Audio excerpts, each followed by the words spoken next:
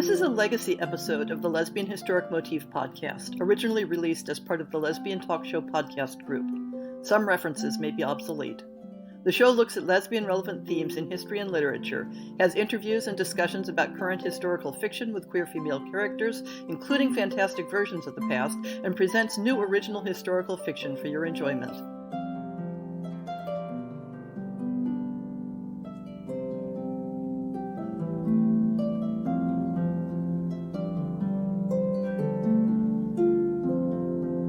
You might guess from the title of this episode that this one is definitely not safe for work, though you're going to get far more technical details than racy erotica.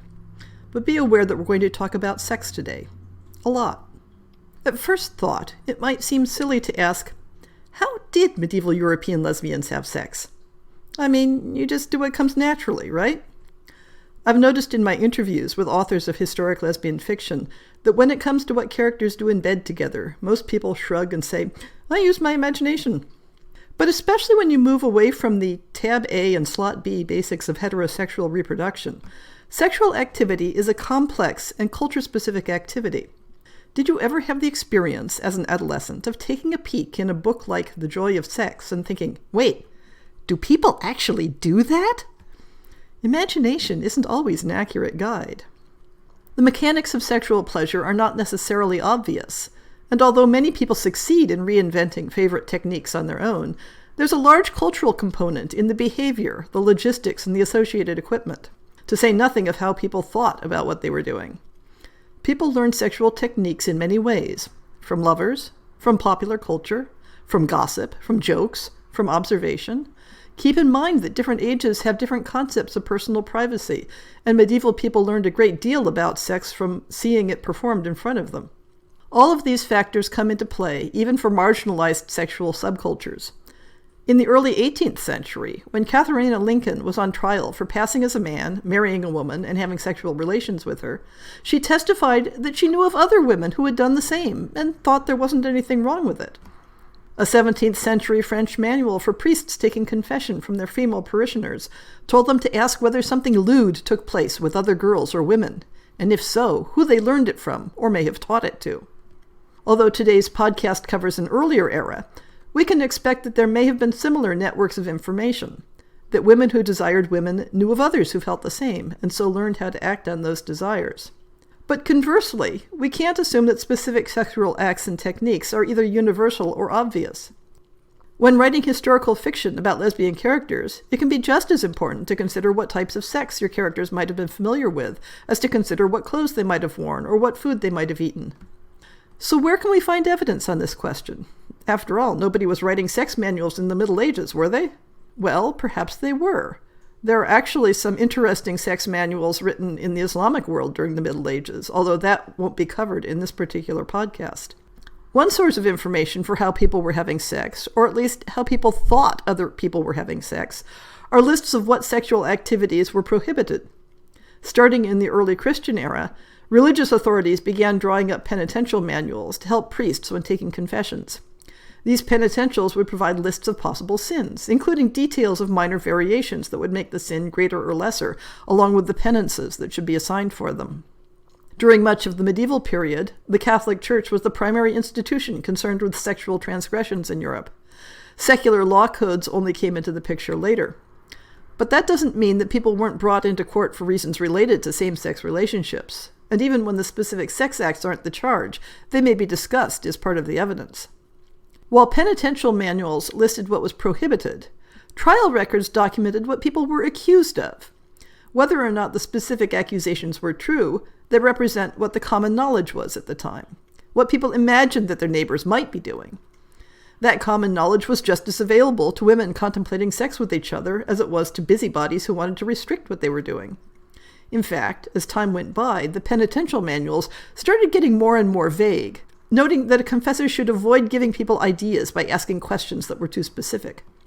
Of course, laws and trial records distort the historic record in many ways. If an act isn't considered to be sex unless it resembles heterosexual intercourse, then all manner of activities may fly under the radar and fail to be mentioned.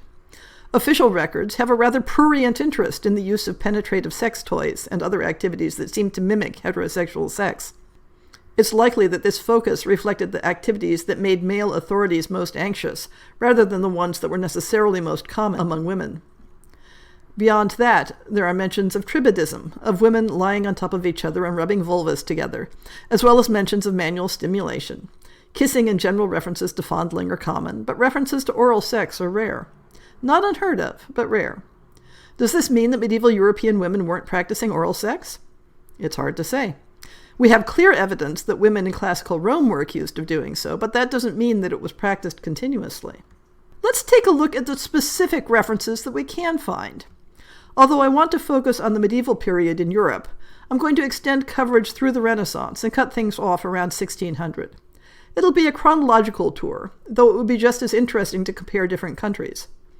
I'm also focusing specifically on Christian Europe, which, as we all know, had some very decided hang-ups around sex. During the same era, the Islamic world provides some interesting and more sex-positive information, which I may tackle in a future podcast. St. Augustine's instructions to nuns in the 5th century acknowledged the potential for lesbian sex, but in nonspecific terms. Quote, "The love between you, however, ought not to be earthly, but spiritual, for the things which shameless women do, even to other women in low jokes and games, are to be avoided, not only by widows and chaste handmaids of Christ, living under a holy rule of life, but also entirely by married women and maidens destined for marriage." End quote. A similar rule for cloistered women, written by Donatus in the 7th century, dances around the potential for sex acts. He addresses it via more public behaviors. He is concerned that none take the hand of another or call each other little girl. It is forbidden, lest any take the hand of another for delight, or stand, or walk around, or sit together. And the rules for sleeping arrangements suggest that privacy and easy access to naked bodies were considered too tempting. Nuns should each sleep in a separate bed in groups with a light burning in the chamber.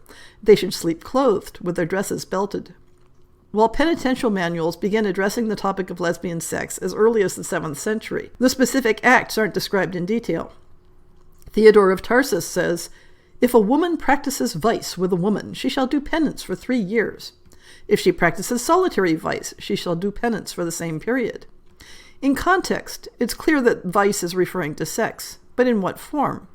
The 8th century English penitential of St. Bede offers specific imagery, specifying, "If nuns have sex with a nun using an instrument, 7 years penance."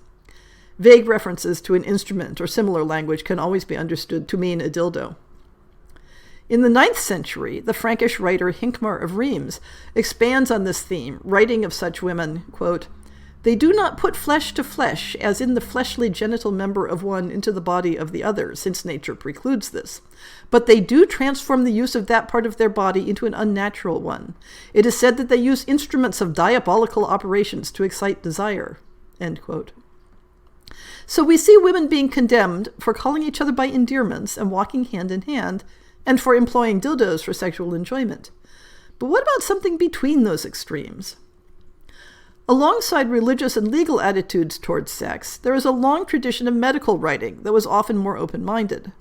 That open-mindedness may in some cases be directly related to standing apart from Christian religious traditions. The Persian physician Avicenna, writing in the 11th century, explained an accepted theory that women's sexual pleasure was essential for their health, as well as being required for the successful conception of children. This idea is part of the humoral theory of medicine that was popular throughout Europe at the time.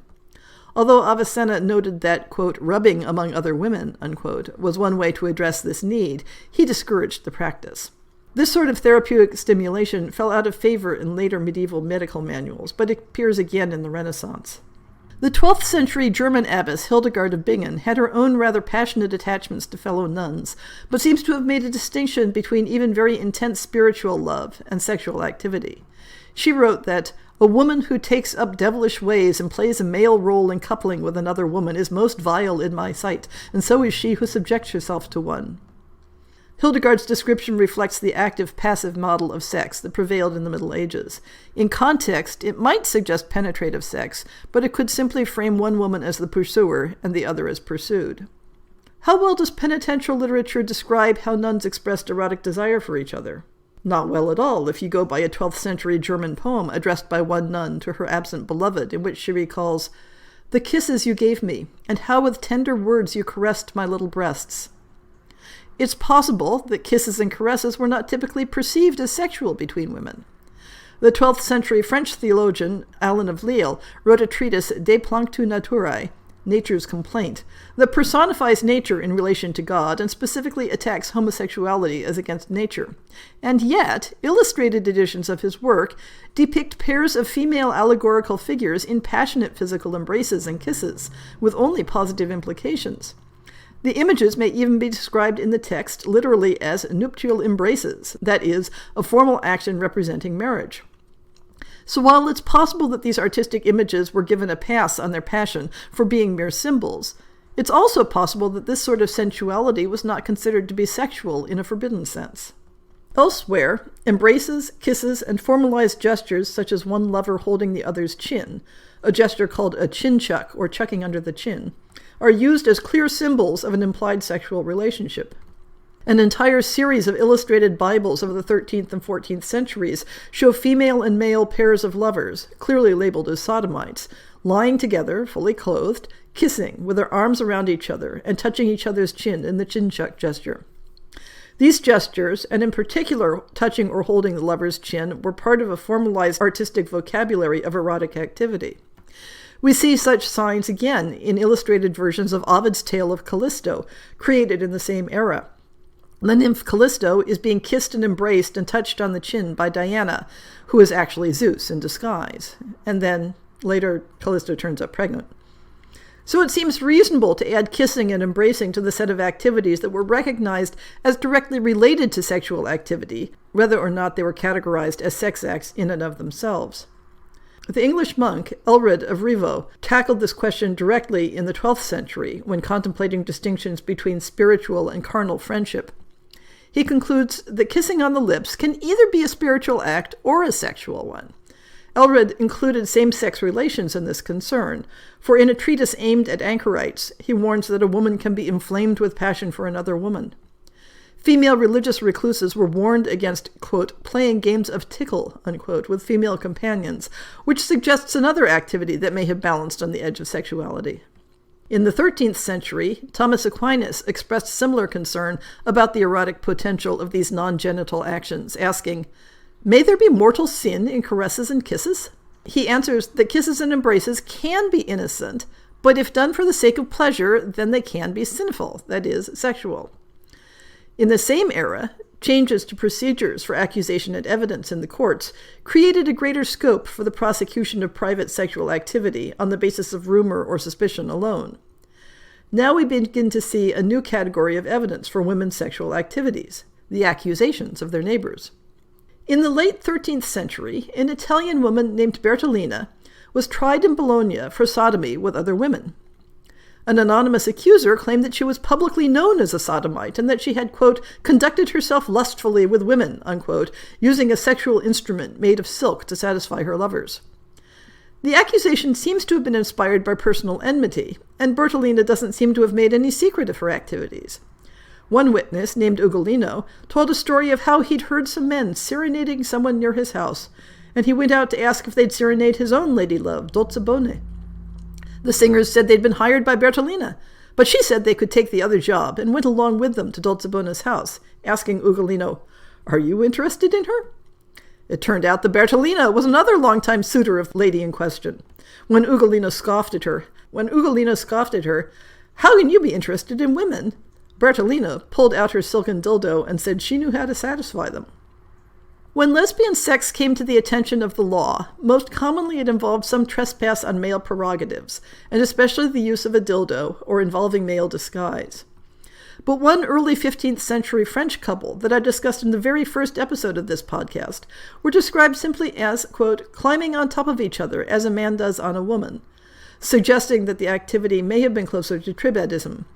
Their ongoing relationship was consensual, and they thought there was nothing wrong in what they were doing. But when their breakup turned violent, the law got involved. The more common situation in which the law got involved is seen in cases like a Spanish couple, where a woman was passing as a man and twice married women, but was later convicted of sodomy for using a dildo for sex with them. The details in the German trial of Katharina Hetzeldorfer in the later 15th century shows a woman imitating the worst of male sexual aggression, but also has one of the most detailed descriptions of sexual activity found in medieval records. One woman testified that Caterina had, quote, deflowered her and had made love to her over 2 years, unquote. Another asserted that Caterina had grabbed her just like a man, with hugging and kissing. She behaved exactly like a man with women. The most detailed testimony in the trial concerned how Caterina used an artificial penis, both in her gender disguise and as a sexual aid. Quote, she made an instrument with a red piece of leather at the front filled with cotton and a wooden stick stuck into it, and made a hole through the wooden stick, put a string through and tied it round, and therewith she had her roguery with the 2 women. Caterina's sexual repertoire also included manual stimulation. One partner described how, quote, she did it at first with 1 finger, thereafter with 2, and then with 3, and at last with the piece of wood that she held between her legs, as she confessed before, unquote. So we have evidence that women were using digital stimulation for everyday pleasure, as well as it being recommended as a medical treatment. Avicenna's somewhat hesitant suggestions on that topic return in medical manuals by Italian physicians such as Antonio Guarnerio and Giovanni de Gradi, who recommended a treatment for sexual frustration under the name, quote, suffocation of the womb, unquote. A midwife should apply an ointment to the mouth of a woman's vulva and rub it in, using her finger, in a circular motion, both around and inside the vulva, until the woman expelled the seed that was being retained. That is, until she came to orgasm. It's curious that so little of the medieval material talks about the simple act of sexual rubbing, when so much of the vocabulary for lesbians focused on this activity. Whether it's the Greek tribad, the Latin fricatrix, the English rubster, or the Arabic suhakia, meaning grinder, the linguistic assumption was that lesbian sex could be defined as rubbing. In the 16th century, professional literature about sex joined the image of rubbing genitals with the medical rediscovery of the clitoris and invented the idea that lesbian desire either was caused by or would result in an enlarged clitoris that was capable of penetrative sex all by itself.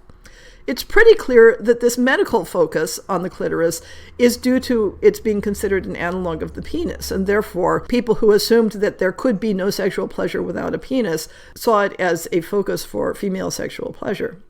It was true, but the logic was wrong. There were still harsh legal penalties for sex between women involving dildos, and we still find trial records making reference to them in Spain and France. But now we start hearing stories of women who could perform sexually as if they were men using their own anatomy. Although this possibility is within the range of natural anatomical variation, the trope of it being common was largely a male fantasy.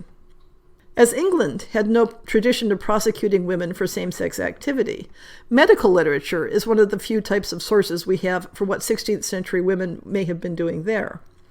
The medical fascination with the connection between tribadism and the enlargement of the clitoris by writers such as Hilkiah Crook suggests that this was considered one popular sexual activity. But as I mentioned earlier, the medical theory of humoral balance included a belief that the emission of seed, that is to say, orgasm, could restore health to an abstinent woman. Sexual frustration even had its own name, green sickness. And some doctors prescribed treatment by the hand of a skilled midwife using a medicinal ointment. Though this wouldn't have been considered a sexual act, it may have provided women a context for pleasure with official sanction. There may have been any number of contexts in which women found excuses or reasons for why their sexual activities with each other were acceptable or even desirable. One of the more extreme cases was that of Benedetta Carlini, the abbess of a convent at Pescia, Italy, in the early 17th century, which I'm including outside my date range because of the wonderful details. Benedetta may have been emotionally disturbed, possibly including hallucinations, and the relationship she had with the nun who provided testimony definitely involved some questionable consent, although it's also true that the nun had a strong motivation for claiming to have been unwilling and admitted to having experienced sexual satisfaction. Benedetta made a number of outrageous claims. She claimed to have received stigmata, that is, wounds in imitation of the wounds of Christ. She claimed to have had visions of divine figures and conversations with them, and to be the embodiment of an angel named Splendid Diello. Benedetta was originally being investigated for the possibility that her experiences were holy and miraculous, a topic the church took seriously and was interested in either confirming or denying. Only as testimony came out at great length did the sexual topics appear. The nun who reported Benedetta's activities was originally assigned to be her companion, to sleep with her and assist her during her episodes of hallucination and self-injury. The stigmata were eventually proven to be self-inflicted. As the holy nature of Benedetta's experiences began to unravel, the nun who was her companion testified in detail to a sexual relationship. Benedetta's relationship with the nun began with kissing and putting her face between the other woman's breasts and kissing them. Benedetta would lie on top of her and, quote, stir herself on top of her so much that both of them corrupted themselves, unquote. Benedetta grasped the other woman's hand and placed it on her genitals, with a finger inside her, and then, holding it there, she stirred herself so much that she corrupted herself. I should note that corrupted herself in this context is an unambiguous reference to orgasm. Then Benedetta would perform a similar act to bring the nun to orgasm. Benedetta's explanation was that the angel, Splendid Yellow, was acting through her, causing her to kiss the other woman and to fondle her breasts and to perform the other actions. On other occasions, the voice speaking through her presented itself as Jesus and told the nun that what they were doing was not a sin. Although the context of these activities can hardly be viewed as a healthy, loving, romantic relationship, the details provide us with a wealth of information about what sexual techniques 16th century nuns either learned from others or came up with on their own. And given this wealth of detail, it may be meaningful that there is no description of oral sex included. There was an understanding and expectation that women in convents, who may have been sent there with no particular religious vocation, might find solace and enjoyment in close personal relationships with each other. Even as penitential manuals grew more vague in their specifics, sets of rules for convents began to address secondary behaviors that were considered to lead to special friendships or to provide the opportunity for sin. Spanish convent rules in the 16th century forbade nuns to sleep in the same bed, or to be alone together behind closed doors. Special scrutiny was given to nuns who were seen hugging or, quote, joining their faces together, unquote.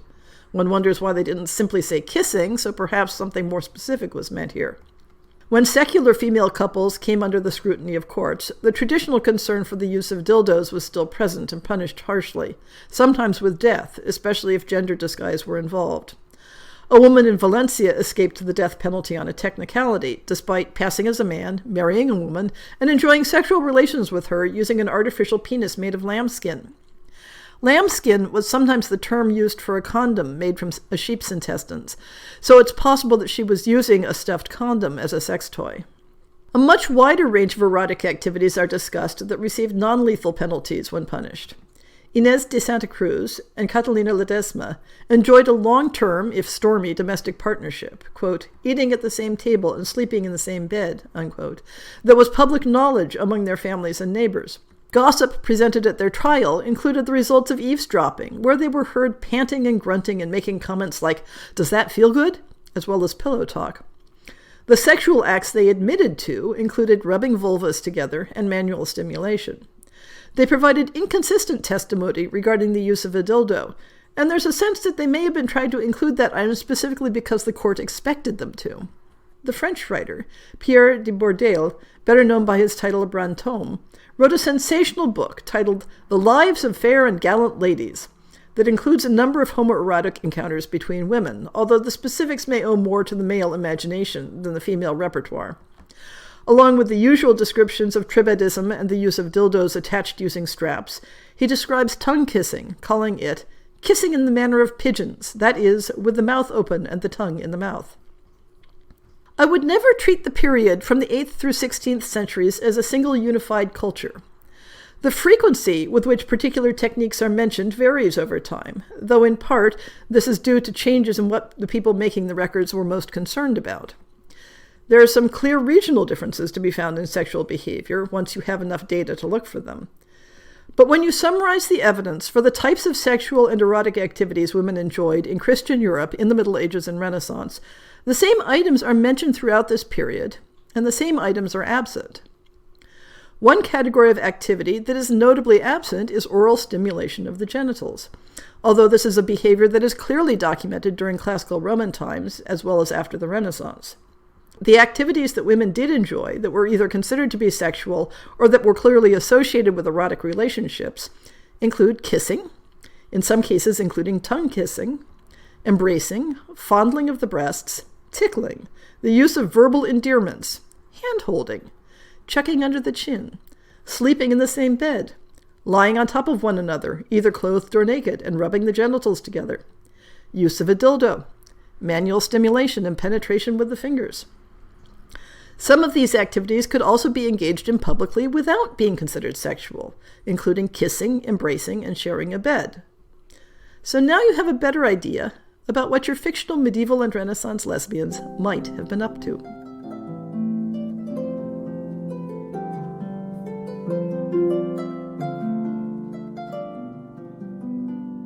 I hope you've enjoyed this episode of the Lesbian Historic Motif Podcast.